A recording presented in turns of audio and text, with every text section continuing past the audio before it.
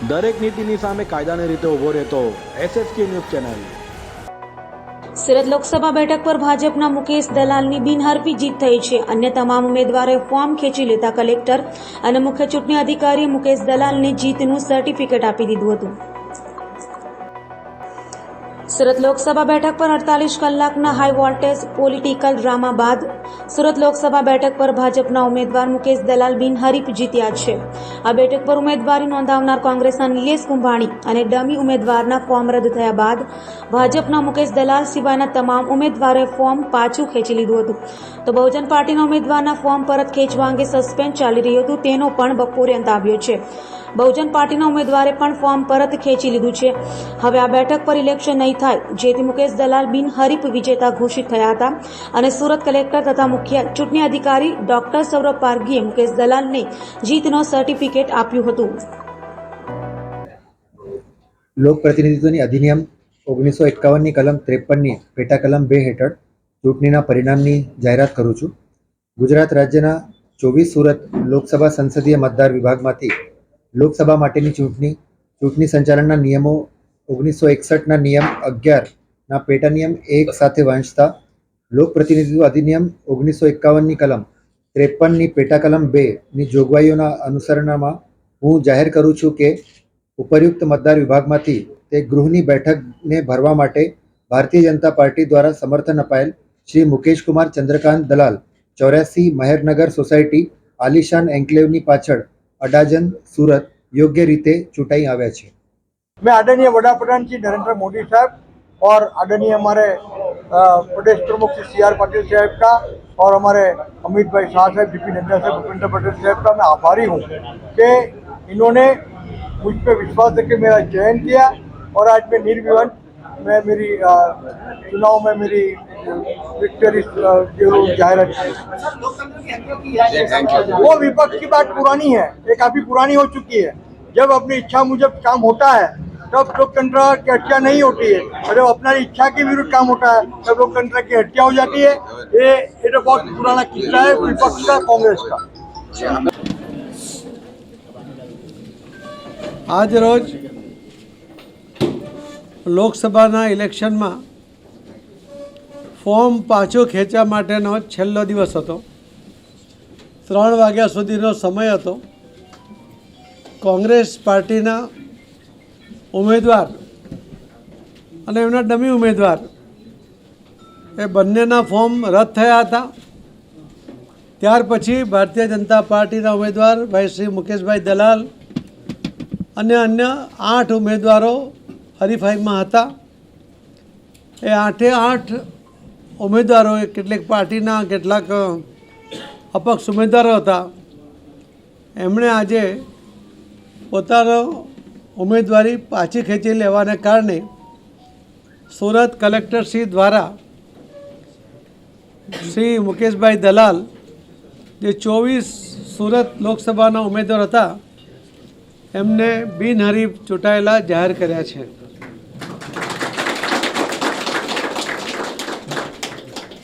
હું આપ સૌના માધ્યમથી સૌ ગુજરાતના ભાઈ બહેનોને પણ મેસેજ આપવા માગું છું કે ઇલેક્શન પહેલાં જ જે રીતે કોંગ્રેસે ડ્રામા કર્યો, પહેલો આક્ષેપ કર્યો કે એમના જે ઉમેદવારના ટેકેદારો હતા એમનું અપહરણ થયું છે, ઉમેદવારે પોતે એ વાતનું ખંડન કર્યું। એમણે ખોટી રીતે પણ ખૂબ પ્રેશર લાવવાનું વહીવટી તંત્ર ઉપર પ્રયત્ન કર્યો। મીડિયા દ્વારા પણ એમણે ગેરસમજો ઊભી કરવાનો પ્રયત્ન કર્યો, પરંતુ આજે સચ સામે આવ્યું છે। ભારતીય જનતા પાર્ટીના ઉમેદવાર શ્રી મુકેશભાઈ દલાલ બિનહરીફ 24 સુરત લોકસભામાં એ જાહેર થયા છે। હું શ્રી મુકેશભાઈ દલાલ એમને અને સૌ કાર્યકર્તાઓને ખૂબ ખૂબ અભિનંદન આપું છું।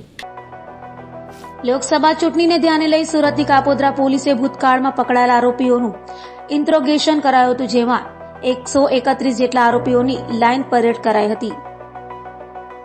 આગામી લોકસભાની સામાન્ય ચૂંટણી સમયે ગુનાખોરી તથા અસામાજિક પ્રવૃત્તિઓ કરનાર ઇસમો વિરુદ્ધ કડકાઈ અને મક્કમતાથી કાર્યવાહી કરવા પોલીસ કમિશનર દ્વારા અપાયેલા આદેશને લઈ સુરતની કાપોદ્રા પોલીસ દ્વારા લોકસભા ચૂંટણીને લઈ કાપોદ્રા વિસ્તારમાં કાયદો અને વ્યવસ્થા જળવાઈ રહે તથા શાંતિપૂર્ણ માહોલમાં લોકસભા ચૂંટણી યોજાય તે માટે ભૂતકાળમાં વિવિધ ગુનાઓમાં પકડાયેલા આરોપીઓની ઇન્ટ્રોગેશન પરેડ રાખી સંવેદનશીલ વિસ્તારમાં કોમ્બિંગનું આયોજન કર્યું હતું, જેમાં 131 આરોપીઓનું ઇન્ટ્રોગેશન કરાયું હતું. આજરોજ મહેરબાન પોલીસ કમિશનર શ્રી અનુપમસિંહ ગેહલોત સાહેબ સુરત શહેરનાઓના સૂચના અને માર્ગદર્શન મુજબ તથા સેક્ટર 1 તથા ઝોન 1 સાહેબનાઓની સૂચના મુજબ અત્રેના એ ડિવિઝન પોલીસ સ્ટેશન વિસ્તારના કાપોદ્રા પોલીસ સ્ટેશન ખાતે વિવિધ ગુનાઓમાં સંડોવાયેલ જેમ કે મિલકત સંબંધી, શરીર સંબંધી, પોસ્ટના HS, MCR કાર્ડ તથા મારામારી અને ટપોરી જેવા ગુનેગારોને અત્રેના પોલીસ સ્ટેશને બોલાવી તમામ આરોપીઓની ઓળખ કરવામાં આવેલ છે અને પોસ્ટના તમામ પોલીસ માણસોને એ આરોપીને ઓળખ કરાવી તેઓના ઇન્ટ્રોગેશન ફોર્મ ભરવામાં આવેલ છે અને આગામી લોકસભા ચૂંટણી આવતી હોય જેમાં કાયદો અને વ્યવસ્થા જળવાઈ રહે તે હેતુસર તેઓને સૂચનાઓ આપવામાં આવેલ છે. ક્રાઇમ બ્રાન્ચની ટીમે ચોક બજાર પોલીસ મથકમાં વર્ષ 2006માં નોંધાયેલા ધાડના ગુનામાં વોન્ટેડ આરોપીને ઓરિસ્સાના ગંજામ ખાતેથી ઝડપી પાડ્યો છે. ક્રાઇમ બ્રાન્ચની ટીમ હાલ લોકસભા ચૂંટણીને લઈ પેટ્રોલિંગ કરી રહી છે અને નાસ્તા ફરતા આરોપીઓને પકડી રહી છે. ત્યારે સુરત ક્રાઇમ બ્રાન્ચની ટીમે વર્ષ 2006માં એટલે કે 18 વર્ષ પહેલા ચોક બજાર પોલીસ મથકમાં ધાડના ગુનામાં નાસ્તા ફરતા આરોપી એવા દિગંબર ઉર્ફે પિન્ટુ બોબાની સાસમલને ઓરિસ્સાના ગંજામ ખાતેથી ઝડપી પાડી સુરત લાવી તેનો કબજો ચોક બજાર પોલીસને સોંપવાની તજવીજ હાથ ધરી હતી.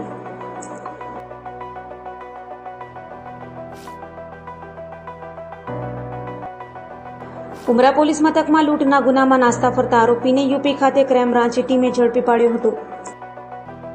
સુરત ક્રાઇમ બ્રાન્ચની ટીમ હાલ લોકસભા ચૂંટણીને લઈ પેટ્રોલિંગ કરી રહી છે અને નાસ્તા ફરતા આરોપીઓને પકડી રહી છે. ત્યારે ઉમરા પોલીસ મથક વિસ્તારમાં વર્ષ 2003માં લૂંટના ગુનામાં વોન્ટેડ એવા આરોપી તુષારસિંહ ઉર્ફે કિટ્ટુ જીતેન્દ્ર પ્રતાપસિંહ ઉત્તર પ્રદેશના પ્રતાપગઢના ઈસનપુર ગામ ખાતેથી ઝડપી પાડ્યો હતો અને સુરત લાવી તેનો કબજો ઉમરા પોલીસને સોંપવાની તજવીજ હાથ ધરી હતી.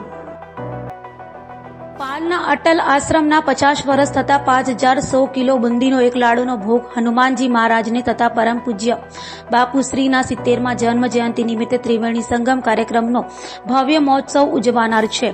તો પરમ પૂજ્ય મહંત શ્રી બટુકગીરીજી બાપુની પારદ તુલા યોજાઈ હતી, જ્યારે હનુમાન જન્મોત્સવ 2024 અંગેનો કાર્યક્રમ યોજાશે. બુધવારે હનુમાન જયંતિને લઈ સુરતના મંદિરોમાં અનેક કાર્યક્રમોનું આયોજન કરાનાર છે. ત્યારે સુરતના પાલ વિસ્તારમાં આવેલા અટલ આશ્રમના હનુમાન જન્મોત્સવ નિમિત્તે હનુમાન દાદાને 5100 કિલોનો એક બુંદીનો લાડુ ભોગ અને અટલ આશ્રમના બટુકગીરી બાપુની પારદ તુલા હોવાથી અટલ આશ્રમમાં ત્રિવેણી સંગમ કાર્યક્રમ યોજાનાર છે. 22 એપ્રિલના સોમવારના વિશ્વમાં પ્રથમ વખત બટુકગીરી બાપુની પારદ તુલા યોજાઈ હતી. તો હનુમાન જન્મોત્સવને વહેલી સવારે શોભાયાત્રા નીકળશે. ત્યારબાદ 5100 કિલોનો બુંદીનો લાડુ હનુમાન દાદાને ભોગ ધરાશે. તો પારદ તુલા અને 5100 કિલોના એક બુંદીનો લાડુ બનાવાતા Limca book world record, Asia book world record, India book world record અને ગોલ્ડન બુક વર્લ્ડ રેકોર્ડ એક સાથે 4 વર્લ્ડ રેકોર્ડ બુકમાં સ્થાન પ્રાપ્ત થશે. બાપુ આપનો પરિચય. અટલ આશ્રમ પારદેશ્વર મહાદેવ મંચ શ્રી બટુકગીરીજી સુરત. બાપુ કયો કાર્યક્રમનું પૂર્ણ કરવામાં આવ્યો આજના? આજે અમારી પારદ તુલાનો કાર્યક્રમ પૂર્ણ થઈ રહ્યો છે, તેમજ અમારા તાપ્તી વ્રત સાધુ સમાજના સંતો મહંતોના સાનિધ્યમાં આ કાર્યક્રમ થયો છે. ભંડારો છે એ પણ આજે હમણાં પૂર્ણ થશે અને સાથે તાપ્તી વ્રત સાધુ સમાજના દરેક સંતો મહંતો. બાપુ કેટલા સાધુ સંતોનું સન્માન કર્યું? 300 મહાત્માઓથી પણ વધારેનું સન્માન, દાન દક્ષિણાથી વગેરે અને ખૂબ જ સારો એવો કાર્યક્રમ સંપન્ન થયો છે. બાપુ આપ ભારત દેશના સાધુ સમાજનું કયો પદ ઉપર આપણે બિરાજ? અખિલ ભારત હિન્દુ મહાસભાના રાષ્ટ્રીય અધ્યક્ષ તરીકે મારું પદ છે અને ખૂબ એમાં આપણે કાર્યરત છીએ. બાપુ આ સાધુ સંત મહાત્માઓ જે બી આવ્યા વંદનીય, એમને કેટલા સમય પહેલા આમંત્રણ આપવામાં આવ્યું? બધાને 20 દિવસ પહેલા મેં કાર્ડ અને પત્રિકાનું આમંત્રણ આપ્યું અને આજે બધા મહાત્માઓ અહીં ઉપસ્થિત થયા છે. કારણ કે હનુમાન જયંતિ પહેલા અમારે આ કાર્યક્રમ કરવો જોઈએ, કારણ કે વધારે મહાત્મા દરેકની જગ્યાએ નાના મોટા આયોજનો હોય છે, એટલે આ અમે વહેલા એક દિવસ કરી નાખ્યો છે. બાપુ, હનુમાન જયંતિ આવતીકાલે ભાવિક ભક્તોને શું કહેશો સુરત? આવતીકાલે જે હનુમાન જન્મ ઉત્સવ છે તેમાં દરેક ભાઈ ભક્તો પધારે, હનુમાનજીના દર્શન કરે અને 5100 કિલો લાડુનો ભોગનો પ્રસાદ ગ્રહણ કરે. હું સ્વામી વિશ્વેશ્વરાનંદ.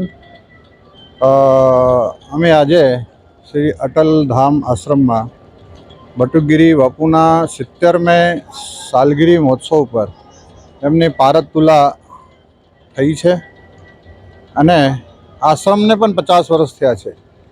એ ઉપલક્ષમાં અહીંયા અમારા વિરક્ત સાધુ સમાજનો અહીંયા બહુ વિશાળ ભંડારો રાખવામાં આવ્યું છે અને બટુકગીરીની જે 70 વર્ષની યાત્રા છે યાત્રા લગભગ સફળ છે, કેમ કે એ વ્યક્તિએ સંઘર્ષ કરતાં 70 વર્ષ સુધી અહીંયા સુધી પહોંચ્યા છે. અમને દેખાય છે બટુકગીરી બાપુની ખૂબ મહેનત, તનતોડ મહેનત કરીને અહીંયા પહોંચ્યા છે. આજે અમને સાધુ સંતોને એક ગૌરવ છે કે બટુકગીરી બાપુ એક બહુ સારા મહાત્મા અને અહીંયા એમને જે વિશ્વનું પ્રસિદ્ધ પારસ શિવલિંગ સ્થાપિત કર્યું. સુરત માટે એક મોટો વિશાળ, જે વિશ્વની અંદર તીર્થધામ ના હોય એવું સુરતને આંગણે તાપી કિનારે એમને સ્થાપિત કર્યું છે. એટલે બટુકગીરી બાપુને 70મી સાલગીરી ઉપર અમારી ખૂબ ખૂબ વધાઈ કે દીર્ઘાયુષ્ય એમને 100 વર્ષ પૂરા કરે અને બટુકગીરી બાપુ સ્વસ્થ અને સારા તંદુરસ્ત રહે, અમારી એવી શુભકામના છે. સુરતના રિંગ રોડ ખાતે આવેલી એસટીએમ માર્કેટમાં ચોરીની ઘટના બની હતી, જેમાં 11 લાખની ચોરી કરી રીડાઓ ભાગી છૂટ્યા હતા, જે ઘટના સીસીટીવીમાં પણ કેદ થઈ છે. સુરતની સલાબતપુરા પોલીસ પાસેથી મળતી માહિતી મુજબ રિંગ રોડની સુરત ટેક્સટાઇલ માર્કેટ એટલે કે એસટીએમમાં 5મા માળે ઓડિટોરિયમ હોલમાં સાઇડ ડ્રેસ નામની દુકાનમાં મોડી રાતે 2 ચોરોએ 3 લાખ અને 33 મિનિટમાં 11 લાખની રોકડ અને મોબાઈલની ચોરી સ્પાઈડરમેનની જેમ ફાયરના પાઇપથી ઉતરી ફરાર થયા છે. તો ચોરો માર્કેટમાં ઘૂસ્યા હતા તે ઘટના અને ભાગ્યા તે ઘટના પણ સીસીટીવીમાં કેદ થઈ હતી. માર્કેટ બંધ થતા પહેલા 2 ચોરો ધાબે સંતાઈ ગયા હતા અને રાત્રે ચોરી કરી ફાયરની પાઇપથી ભાગી છૂટ્યા હતા. હાલ તો બનાવને લઈ પોલીસે ગુનો નોંધી તપાસ હાથ ધરી છે.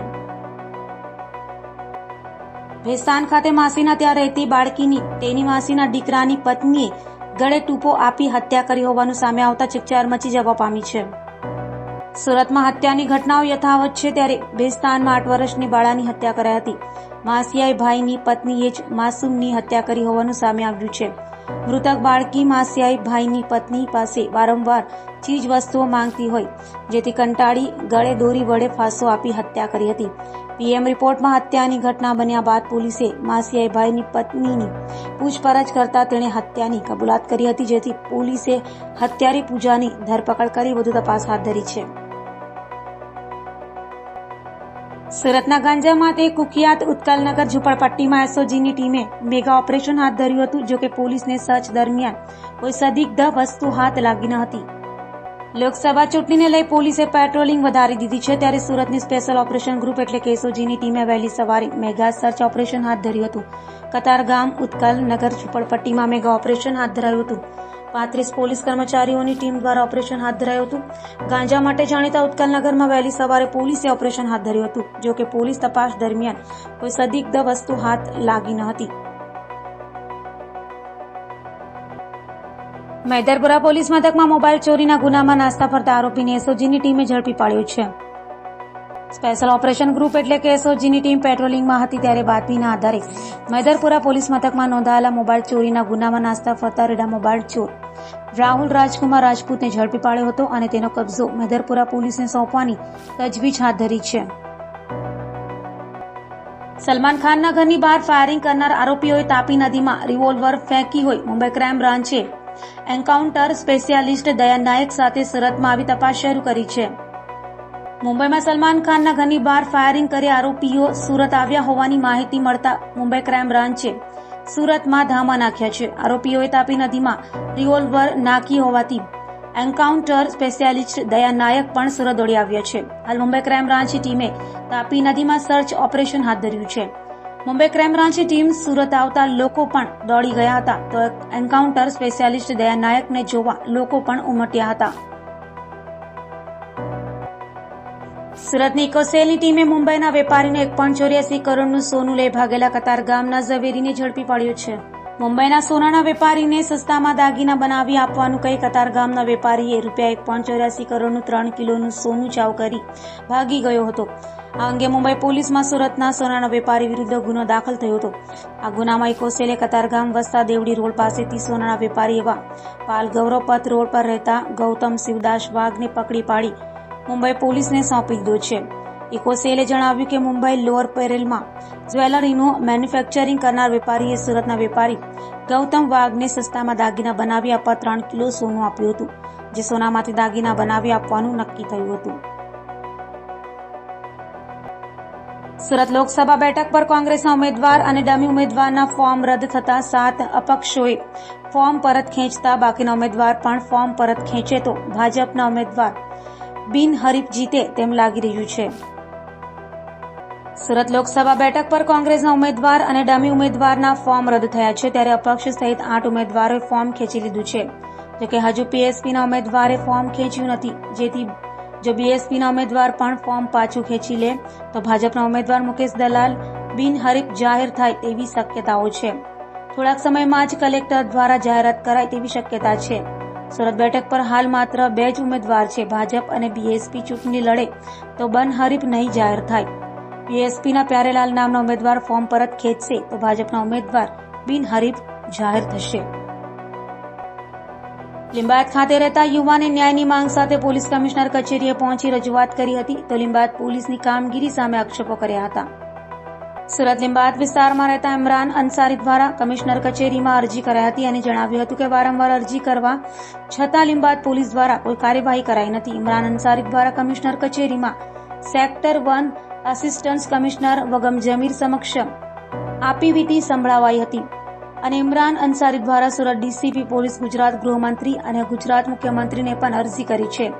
ઇમરાન અંસારીની પત્નીના પૂર્વ પતિ આરોપી ઇમ્તિયાઝ દ્વારા માનસિક ત્રાસ અને હુમલો કરાયો હોવાથી પરિવારે કમિશનર ઓફિસે પહોંચી રજૂઆત કરી હતી.